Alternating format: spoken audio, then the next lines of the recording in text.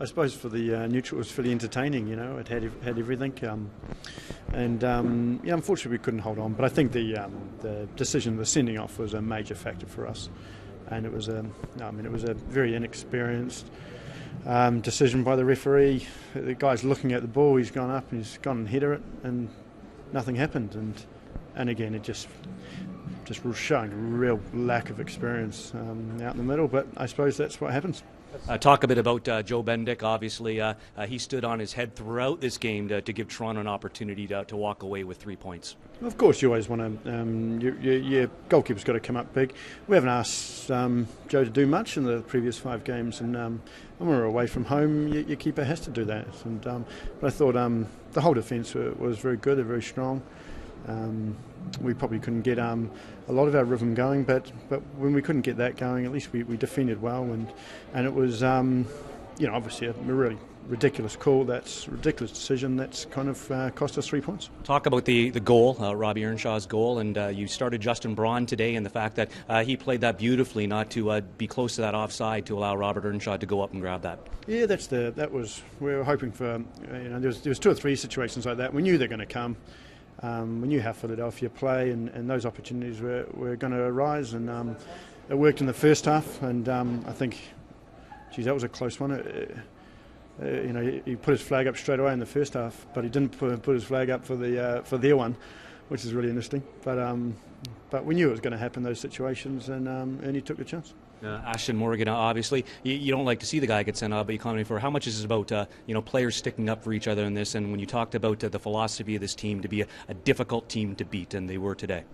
Exactly, and that's where we've got to build our foundation. And look, we're not going to come out and be the greatest team ever in the MLS overnight. It's going to take time, and first of all we've got to build a foundation, and the guys made it very difficult for a very good Philadelphia team. They're very well coached. They play some really nice football, and unfortunately, again, it was inexperienced by a referee. Probably cost us 3 points today.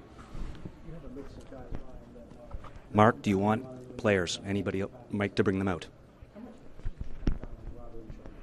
He's been fantastic since he walked in the door, and when you've got young players and they see Rob week in and week out training and playing like that, you can only learn. And he's great around the locker room as well, and he's just a great guy. So we're very lucky for him. Ryan, it was a play at the end of the game where it looked like they called a foul on Joe. At the end, it looked like the ball maybe had crossed the line before the foul was called. Did you see a replay of that at all? Did you see anything that happened from your perspective there?